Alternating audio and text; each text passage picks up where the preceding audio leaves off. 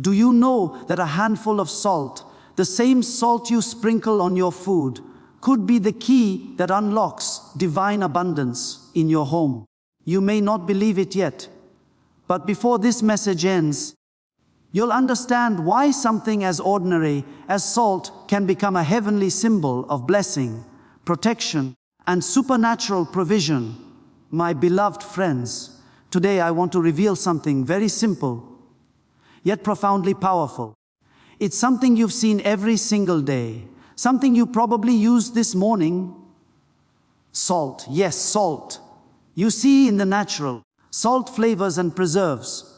But in the spiritual, salt is a divine covenant. It represents purity, preservation, and the presence of God that keeps corruption away.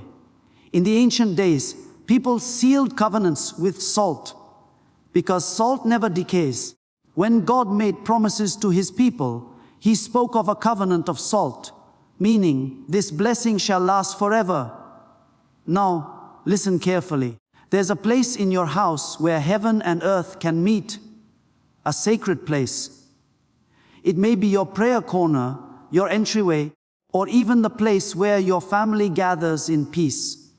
When you place salt there, not as superstition, but as a declaration of faith, you are saying, Lord, preserve my home. Let no lack enter. Let no corruption dwell. Let your abundance overflow. When you speak these words in faith, the atmosphere shifts. Invisible barriers begin to move. The same way salt stops decay, your faith stops spiritual decay, financial decay, emotional decay, relationship decay. My friend, you are not poor because of what you don't have. You are poor because of what you don't release in faith. So when you place that salt, do it with prayer. Say, Father, this house belongs to you. Let everything that enters be blessed. Let every hand that works here prosper. And I tell you, miracles begin in such small acts of obedience. People have prayed with tears and seen their homes filled with peace.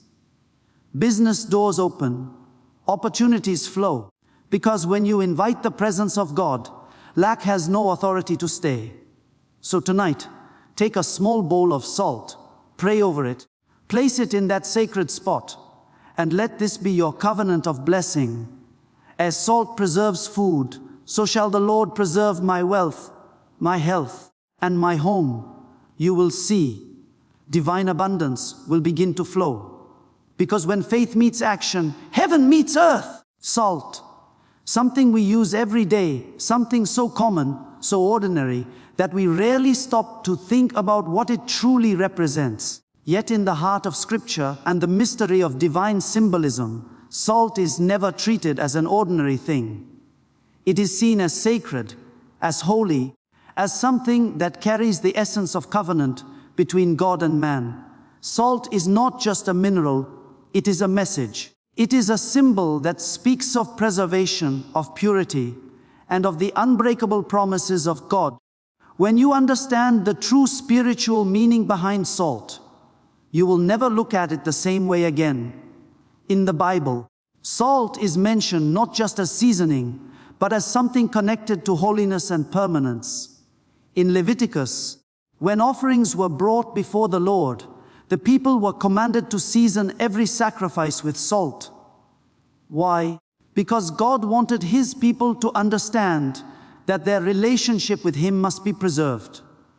Just as salt keeps food from decaying, the covenant between God and His people must remain pure and incorruptible. Salt represented the everlasting nature of divine commitment, a commitment that never spoils, never fades, never loses its strength. When God said, "It is a covenant of salt forever," He was saying, this promise will not decay, it will endure through every generation. Salt, in its essence, resists corruption. You can bury it, heat it, mix it, but it does not rot. It stands as a symbol of constancy and truth. When you hold salt in your hand, you are holding a symbol of faithfulness, the faithfulness of God Himself. The world around us changes, people change, economies shift, but salt remains stable. That is why salt has been chosen as a spiritual emblem. It mirrors the nature of God, pure, unchanging, dependable, eternal.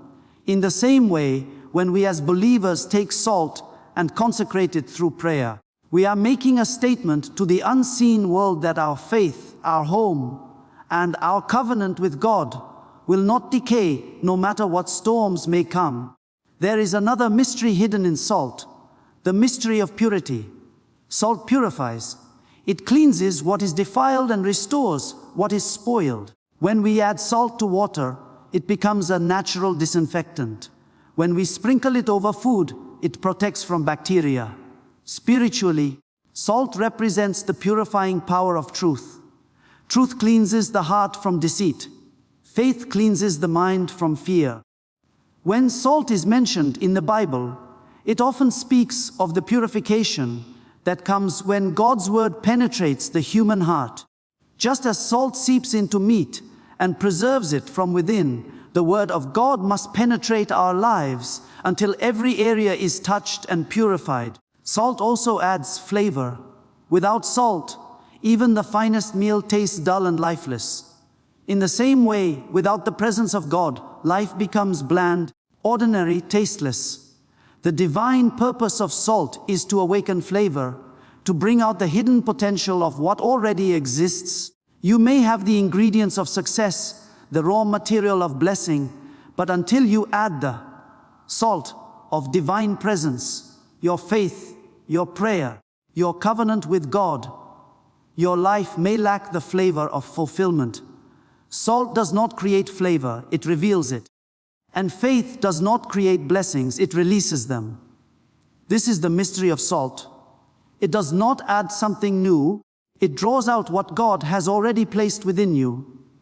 When we read in Matthew 5:13, "You are the salt of the earth," it is not a casual statement. It is a divine declaration. It means that we, the children of God, carry within us the same function that salt carries in the natural: to preserve, to purify, to give meaning and flavor to the world around us. We are not called to be hidden. We are called to bring preservation where there is decay, to bring truth where there is corruption, and to bring taste where life has lost its joy. That is what salt does. It brings life where death is trying to settle. When Jesus said that if salt loses its saltiness, it becomes useless, he was warning us not to lose our spiritual potency, not to let compromise dissolve our purity. Because when salt is contaminated, it cannot fulfill its purpose. So too, when our hearts are divided, when our faith is mixed with doubt, we lose our spiritual authority. Salt also has another powerful characteristic. It carries a charge of energy, both physical and spiritual. Have you noticed that when salt is placed in water, it begins to move, to react, to conduct? There is movement, there is life.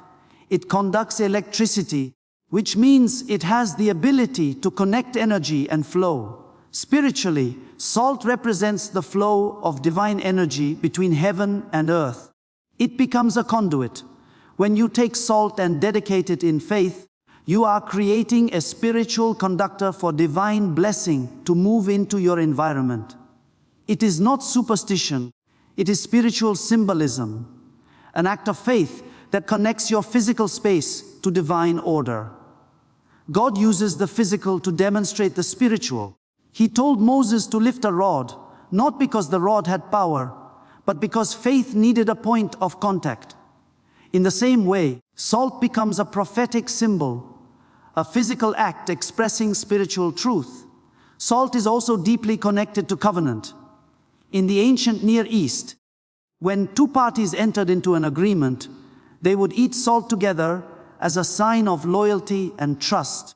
It was called a salt covenant. The act meant, we share salt, we share life. As salt cannot spoil, so our promise will not be broken. God used this same imagery in his covenant with his people. An unbreakable, everlasting promise of provision, favor, and protection. When you understand this, salt in your home is no longer a kitchen ingredient. It becomes a prophetic reminder of your divine covenant. It becomes a silent witness of your connection with God's faithfulness. Every grain whispers, God's promise stands. His word will not fail. When you place salt in your home with understanding, you are not performing a ritual, you are declaring truth. You are reminding yourself that your life is under the covenant of preservation. The same God who promised to preserve Israel through famine and flood has promised to preserve you. Salt in this sense becomes a physical echo of that promise. It stands quietly in your home, representing purity in a world of corruption, permanence in a world of change, blessing in a world of uncertainty. It is not about the salt itself. It is about what it signifies, the unshakable stability of divine truth. Think about how salt works. It must come in contact to be effective. You can hold it in a bag forever, and it will never change anything. But the moment you release it, when it touches the food, the water, the surface, its power is activated. Faith works the same way. You can hold faith in your mind and speak of it endlessly, but until you act, until you release it, it remains dormant. When you take salt and place it prayerfully in your sacred space, you are activating your faith. You are saying to heaven, I believe your word enough to act upon it. And God always honors faith in action. Salt also teaches us the principle of small things having great power. You don't need a mountain of salt to flavor an entire meal. Just a pinch can transform everything. In the same way, it doesn't take enormous acts to move the hand of God. It takes a mustard seed of faith. Sometimes, the smallest, simplest obedience becomes the doorway to supernatural breakthrough. Salt reminds us that divine power often hides in simple, humble acts. What seems small in your eyes can carry enormous spiritual weight when done in faith. There is a deep mystery in the concept of the sacred place within one's home. Every dwelling, no matter how simple or grand, holds an atmosphere. It carries unseen energies, emotions, and spiritual imprints from those who live within its walls. Just as every person has a soul, every home has a spirit, an inner essence that either attracts blessing or allows heaviness to linger. The sacred place in your home is not defined by architecture or furniture. It is defined by faith. It is that specific point where the divine presence feels welcome, where prayer has been lifted, where peace has rested before. In every home, there exists such a space, but many people do not recognize it because they are more aware of the visible than the invisible. When we talk about placing salt in a sacred place, we are not talking about decoration or ritual for the sake of ritual. We are talking about identifying the point in your home where heaven and earth meet, where spiritual authority can be declared. This is a place where your spirit feels still, where prayer feels natural, where you sense quietness even when the world outside feels chaotic. For some, it may be the entrance of the home because every blessing or curse that enters does so through that door. For others, it may be a corner where you often pray, weep, or worship. What makes that place sacred is not the physical environment, but the encounters and intentions that have taken place there. When salt is placed there, it becomes a prophetic act, symbolizing preservation, purity, and divine ownership of the entire household. In ancient cultures, the doorway was not just a physical structure, it was a spiritual threshold. It represented transition, movement between realms, entry and exit points for both good and evil. People understood that if the entrance was undefended, the whole house was vulnerable. Spiritually, the entrance to your home is the gate of your spiritual territory. It is where energies, words, and influences pass. When you place salt near that doorway and dedicate it in faith, you are symbolically sealing your threshold with divine purity. You are declaring that anything that enters must come under the covenant of blessing. The salt stands as a silent sentinel, a witness that no unclean thing, no spirit of poverty, no atmosphere of contention is allowed to cross that line. You are setting a spiritual boundary, a line that separates what belongs to God from what does not. In some homes, the sacred place might not be the entrance, but the prayer altar. A prayer altar is any place that has been saturated with communication between you and the divine. When you pray consistently in a certain space, the atmosphere there becomes charged. It holds the vibration of your faith, your tears, your declarations, and your worship. Angels recognize places of consistent prayer. The presence of God lingers there longer. When you place salt in that spot, you are not trying to summon anything new. You are honoring what is already dwelling there. You are preserving the sanctity of that space. Just as salt preserves food, the symbolic use of salt preserves the holiness of your altar from being defiled by distraction, doubt, or fear. It becomes a tangible reminder that this ground is holy, set apart for divine communion. There is also a profound connection between physical space and spiritual atmosphere. The way we treat our homes reflects the condition of our inner world. A cluttered home often mirrors a cluttered mind. A peaceful home mirrors an anchored spirit. When we designate a sacred space and honor it, we are declaring order against chaos, peace against confusion, faith against fear. When salt is placed there, it absorbs and neutralizes the energy of heaviness, bitterness, and negativity that may have accumulated over time.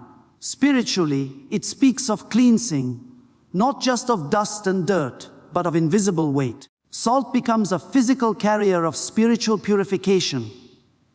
As you declare blessings over your home, the salt is a visible sign that you expect divine order to remain. It is important to understand that the sacred place is not about location alone. It is about intention. You can live in a crowded apartment or a large mansion and still have a place where heaven touches earth. What matters is the level of faith and expectation you bring to that space. If you come to that place in reverence, acknowledging that it belongs to God, your home begins to shift in the unseen realm. The atmosphere becomes charged with divine protection. The walls begin to echo peace instead of worry. The air feels lighter because you have invited the presence of the Most High to take ownership. The placement of salt there is like writing a spiritual declaration. This home is preserved under divine covenant. No decay, no darkness, no destruction may enter here. In spiritual symbolism, salt in the home is not just a preservative, it is a spiritual anchor. It grounds divine energy. Just as an anchor stabilizes a ship in stormy seas, salt stabilizes the spiritual energy of your home when storms of life come. Sometimes homes become battlefields. Arguments, financial stress, fear of lack, worry about tomorrow. All these emotions release vibrations that disturb the peace within the household. The sacred space acts as the calm center in the storm, and the salt placed there functions as a stabilizing presence. It absorbs anxiety, reminding every heart in that house that divine provision is near, that the covenant of abundance is intact. This is why so many ancient traditions respected salt. They understood that what it symbolizes in the spirit world is power, purity, and permanence. You may not see what happens when you pray over that salt and place it in the sacred spot, but the atmosphere begins to shift. The unseen aligns with the seen. Angels are drawn to places of faith, and darkness retreats from places where purity is declared. The salt, though small, becomes a token of remembrance, a witness that this home has been claimed for divine purpose. Just as the Israelites marked their doorposts with blood during the Passover as a sign that death should pass over. When you place blessed salt at your doorway or altar, you are marking your home with a declaration of life, protection, and abundance. It becomes a prophetic statement to the unseen: this house belongs to God. The sacred place is also the center of spiritual communication. It is where intentions are formed, words are released, and faith becomes active. The atmosphere of your home is influenced by what you say, what you believe, and what you release in prayer. The salt that sits there becomes like a silent participant in your covenant. It absorbs your declarations, carries them, and symbolizes the permanence of your faith. It reminds you daily that what you speak over your home will manifest. If you speak fear, fear lingers. If you speak lack, lack takes root. But if you speak faith and blessing, that space begins to radiate abundance. The sacred place is the amplifier of your words, and the salt acts as the seal of your intentions. Even the physical act of placing salt teaches humility and focus. It requires intention, mindfulness, and respect. You bend down, you take something small and simple, and you declare over it with your mouth words of faith. That small act engages both your body and your spirit. It shifts your attention from chaos to alignment. You are saying, in that moment, I take authority over the atmosphere in my home. You are choosing to become an active participant in your own blessing. This is the essence of a sacred place. It is where authority and surrender meet. It is where you take spiritual responsibility for your environment while also trusting that divine power will do what you cannot. Salt in that sacred place also connects the physical home with the heart of the one who lives there. It reflects a person's readiness to host the divine presence. When a home has no sacred place, it becomes spiritually empty, and emptiness invites restlessness. But when a home has a sanctified center, peace flows outward from that point into every room. Even guests who walk in may feel a strange calm, not knowing why. That is the silent work of consecration. The salt stands as a simple yet powerful reminder that your home is not just a shelter for your body, it is a temple for the spirit. And every temple must have an altar. Every altar must have a sign of purity. Every covenant must have a witness. Salt becomes that witness, silent, stable, incorruptible. Faith is the invisible force that turns the ordinary into the extraordinary. It is the unseen ingredient that activates divine power through simple acts of obedience.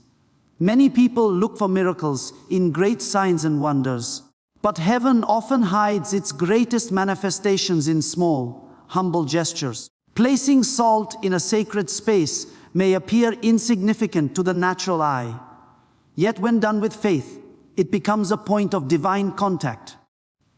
The power does not lie in the salt itself, nor in the place where it is set, but in the faith that moves through the act. Faith transforms symbols into substance, gestures into gateways, and intentions into manifestations. Without faith, even the most sacred ritual remains empty. With faith, even the simplest act becomes a declaration that shifts spiritual atmospheres. When we talk about faith, we are not speaking about mere belief or positive thinking. Faith is not mental optimism, it is spiritual conviction. It is the confident assurance that what God has promised will come to pass, even when the evidence has not yet appeared. Faith is substance before manifestation. It carries creative power because it connects the human spirit with divine will. In the realm of faith, everything visible was first invisible. The table, the house, the wealth, the opportunity, all began as unseen potential. When you act in faith, you are cooperating with the creative nature of God, calling into reality what already exists in the unseen. This is why the act of placing salt in faith has meaning. You are not doing it as superstition or experiment. You are engaging heaven through action that declares, I believe God's covenant of preservation and abundance is active in my life. A faith is a living energy. It responds to movement. It grows stronger when exercised, weaker when neglected. The reason why many prayers seem unanswered is not because God is unwilling, but because faith has remained static. Faith must be expressed through words and actions. When salt is placed in a home as a sign of blessing, the act itself is a language, faith speaking without words. It is the visible expression of an invisible trust. You are saying to the spiritual realm, I believe that my home is preserved, my resources are blessed, my environment is purified. The act becomes a prophetic demonstration. You are aligning your space with the truth of divine promise. And once faith is released through action, spiritual laws begin to move, often in ways unseen and unexpected. In the life of every believer, there comes a moment when knowledge must become action. You may have heard of God's power, read of His faithfulness, but until you act on what you know, you cannot experience what you believe. Faith without action is like salt without flavor, present but ineffective. Action gives faith its saltiness. When you consecrate your home with salt, it is not the mineral that works the miracle, it is your obedience, your alignment with divine instruction. Throughout Scripture, miracles followed those who dared to act on divine prompts. Moses lifted a rod and the sea parted. The widow poured oil into empty jars and abundance flowed. Naaman dipped in the river and his leprosy vanished. In every case, the physical act was not logical, but it was obedient. That is the nature of faith. It does not operate by sight but by trust. Faith also carries sound. When you speak words of faith over your act, you are charging the atmosphere with divine vibration. Words are containers of power. The universe was created by words. When you declare, this home is blessed, preserved, and filled with abundance, you are echoing the creative sound that began creation itself. Your declaration imprints itself into the spiritual atmosphere. The salt becomes the physical representation of those words. It absorbs your confession and stands as a silent witness of your faith. Every time you see it, you are reminded that your words have been released and that the covenant stands. This constant reminder strengthens your expectation, and expectation is the womb of manifestation. Faith never works in isolation. It connects heaven's will with human participation. The moment you pray and act in faith, you authorize heaven to intervene in your earthly affairs. Without that authorization, divine power waits. God honors choice and partnership. He moves through faith. When you act by faith, placing salt, speaking blessings, consecrating your home, you are opening the gate for divine power to enter. It is like turning a key in a lock. The power has always been available, but your action releases it into motion. Faith, therefore, is not begging God to move. It is aligning yourself with what He has already willed to give. The moment your faith connects with action, energy flows from the unseen to the seen.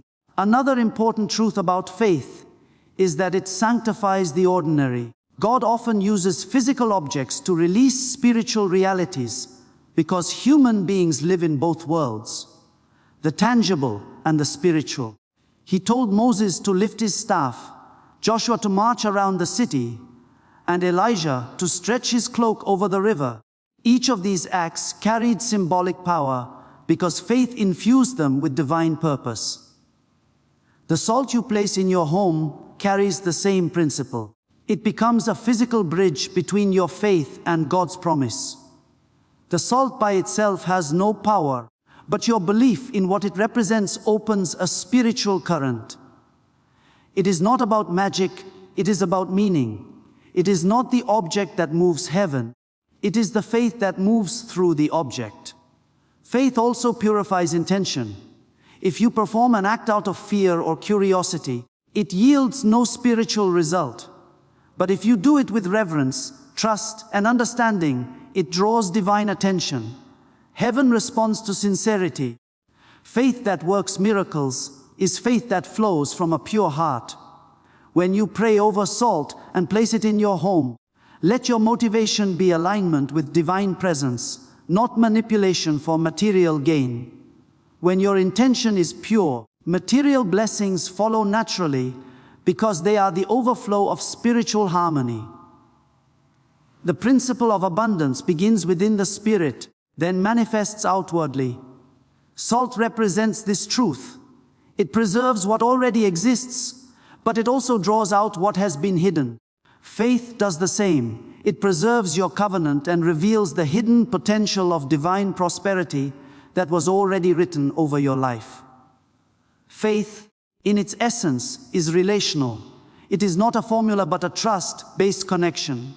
When you act in faith, you are saying, I trust you, God, even if I don't see immediate results. That trust creates intimacy. It aligns your emotions, your thoughts, and your environment with divine peace. The moment you act in faith, you step into agreement with divine rhythm. You stop striving and start allowing. The act of placing salt becomes a prayer in motion. Every grain becomes a testimony that says, I have done my part, and now I trust you to do yours. In that atmosphere of trust, worry dissolves, and peace begins to reign in your home. Faith changes more than circumstances. It changes perception. It allows you to see abundance even before it arrives. Faith also attracts divine presence because it is the language of heaven. Heaven responds to faith the way earth responds to sound. When faith is expressed, it sends a vibration that calls spiritual resources into motion. Angels respond to faith. Divine energy flows toward faith. Fear closes the door. Faith opens it wide. When you release faith in your home, you are literally building a channel for divine power to circulate. That power manifests as favor, ideas, opportunities, peace, and protection. The atmosphere of your home becomes charged with expectancy. Every object, every corner begins to resonate with harmony because faith has spoken over it. This is why many people notice tangible change after such acts. They feel lighter, more peaceful, more hopeful. It is not the salt that has changed. It is the faith that has awakened. Faith is the architect of blessing. Every structure of abundance must first be designed in faith. The house of prosperity, the foundation of protection, the walls of peace, all are built first in the unseen. When you act in faith through the symbolic act of consecrating your space, you are laying invisible bricks of belief that will soon become visible walls of manifestation. Your faith draws resources toward you because faith is magnetic. It attracts what aligns with its vibration. When your heart believes in divine abundance, your actions begin to match that belief, and the physical world rearranges itself to fulfill what your spirit has already accepted as true. That is how heavens will become visible on earth, through faith expressed in action.